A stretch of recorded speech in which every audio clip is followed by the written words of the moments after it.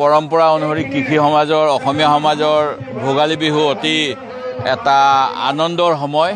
নতুন পথাৰৰ পৰা অহা যি ভঁৰাল নতুনকৈ ভৰপূৰ হোৱাৰ পিছত আমি বিভিন্ন খাদ্য আৰু বিভিন্ন ধৰণৰ যিখিনি পৰম্পৰা ৰক্ষা কৰিবলৈ যত্ন কৰোঁ। গুৱাহাটীৰ মানৱেন্দ্ৰ সম্পা কমপ্লেক্সত আমাৰ কংগ্ৰেছৰ সকলো স্তৰৰ কৰ্মীসকলে আজি ইয়াতে ৰাজহুৱাকৈ আমি মেজি জ্বলাইছোঁ আৰু অগ্নি দেৱতাৰ ওচৰত নিশ্চিতভাৱে আমাৰ মাজত থকা বিভেদ যাতে তেওঁ জ্বলাই দি নাইকিয়া কৰিব পাৰে আৰু আমাৰ মনবিলাক যাতে ভালকৈ দৃঢ় কৰে অগ্নি দেৱতাই, যাতে আমি সমাজৰ অপশক্তিৰ বিৰুদ্ধে যুঁজিব পাৰোঁ। সেইটোৱে আমি সকলোৱে কামনা কৰিছোঁ। আগন্তুক সময়টোত যাতে ৰাইজৰ ভাল হয়, অসমত যাতে অশান্তি নহয়, সেইখিনিয়ে ঈশ্বৰৰ ওচৰত নেদেখাজনৰ ওচৰত আশীৰ্বাদো বিচাৰিছোঁ।